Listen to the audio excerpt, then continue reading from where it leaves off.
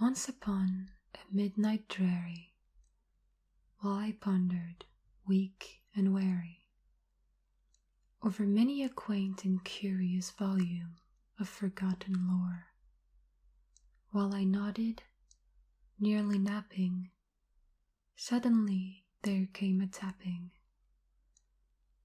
as of someone gently rapping at my chamber door.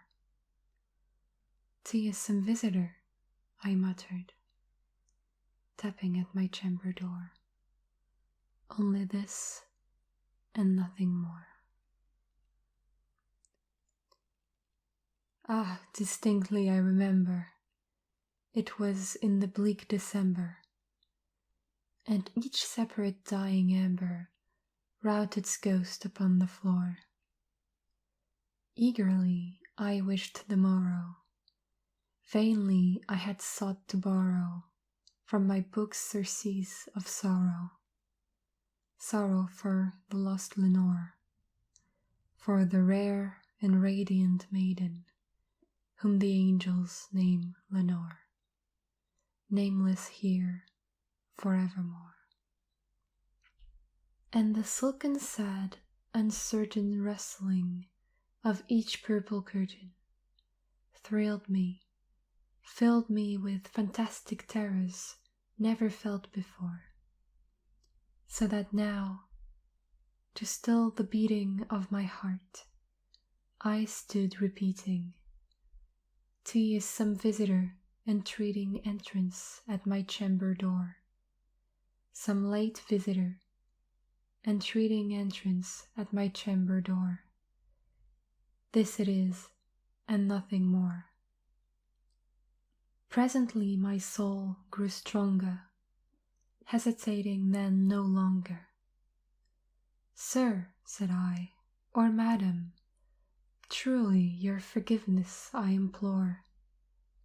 But the fact is, I was napping, and so gently you came rapping, and so faintly you came tapping at my chamber door, that I scarce was sure I heard you. Here I opened wide the door. Darkness there, and nothing more." Deep into that darkness peering, long I stood there wondering, fearing, doubting, dreaming dreams no mortal ever dared to dream before. But the silence was unbroken, and the darkness gave no token, and the only word there spoken was the whispered word, "Lenore." This I whispered, and an echo murmured back the word, "Lenore." Merely this and nothing more. Back into the chamber turning, all my soul within me burning. Soon again I heard a tapping, somewhat louder than before. "Surely," said I, "surely that is something at my window lattice. Let me see then, what thereat is, and this mystery explore. Let my heart be still a moment, and this mystery explore. 'Tis the wind, and nothing more." Open here I flung the shutter, when, with many a flirt and flutter, in there stepped a stately raven of the saintly days of yore.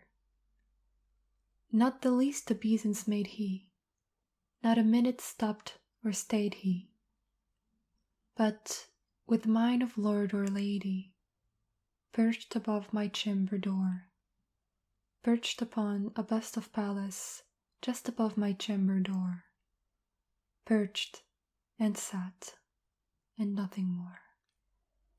Then this ebony bird beguiling my sad fancy into smiling, by the grave and stern decorum of the countenance it wore, "Though thy crest be shorn and shaven, thou, I said, art sure no craven, ghastly grim, and ancient raven wandering from the nightly shore. Tell me what thy lordly name is on the night's Plutonian shore. Quoth the raven, nevermore. Much I marvelled this ungainly fell to hear discourse so plainly, though its answer little meaning, little relevancy bore. For we cannot help agreeing that no living human being ever yet was blessed with seeing bird above his chamber door, bird or beast upon the sculptured bust above his chamber door, with such a name as Nevermore. But the raven, sitting lonely on the placid bust, spoke only that one word, as if his soul in that one word he did outpour. Nothing further than he uttered, not a feather than he fluttered, till I scarcely more than muttered, other friends have flown before. On the morrow he will leave me, as my hopes have flown before. Then the bird said, nevermore. Startled at the stillness broken by reply so aptly spoken, doubtless, said I, what it utters is its only stock and store, cut from some unhappy master, whom unmerciful disaster followed fast and followed faster, till his songs one burden bore, till the dirges of his hope that melancholy burden bore, of never, nevermore.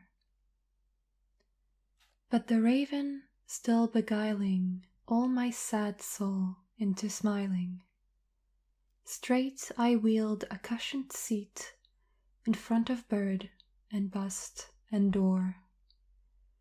Then, upon the velvet sinking, I betook myself to linking fancy unto fancy, thinking what this ominous bird of yore, what this grim, ungainly, ghastly, gaunt and ominous bird of yore meant in croaking nevermore.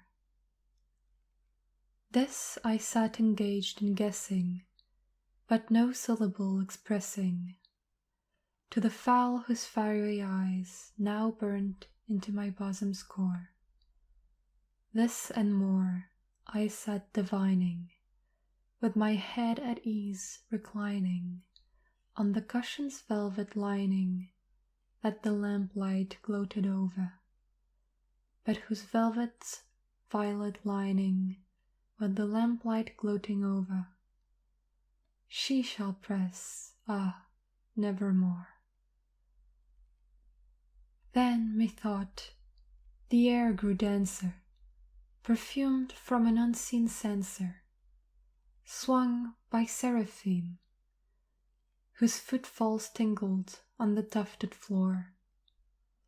Wretch, I cried, thy God hath lent thee, by these angels he hath sent thee, respite, respite and nepenthe from thy memories of Lenore. Quaff, oh quaff, this kind nepenthe, and forget this lost Lenore. Quoth the raven, nevermore. Prophet, said I, thing of evil, prophet still if bird or devil, whether tempter sent, or whether tempest tossed thee here ashore, desolate yet all undaunted, on this desert land enchanted, on this home by horror haunted, tell me truly, I implore, is there balm in Gilead? Tell me, tell me, I implore. Quoth the raven, nevermore. Prophet, said I, thing of evil, prophet still if bird or devil.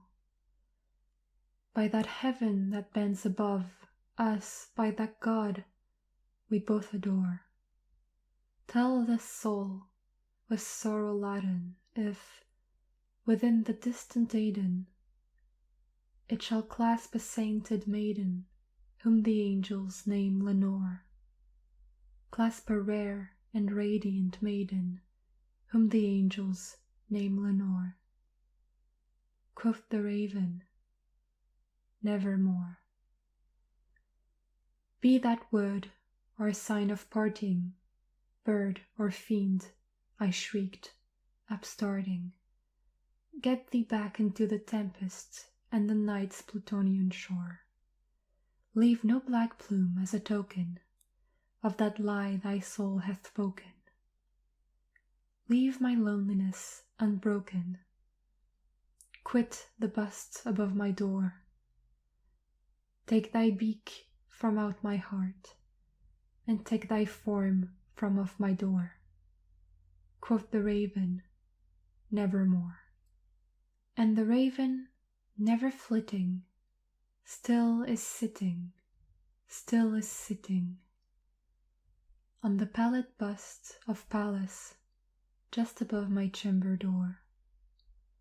And his eyes have all the seeming of a demon's that is dreaming, and the lamplight over him streaming throws his shadow on the floor, and my soul from out that shadow that lies floating on the floor shall be lifted nevermore.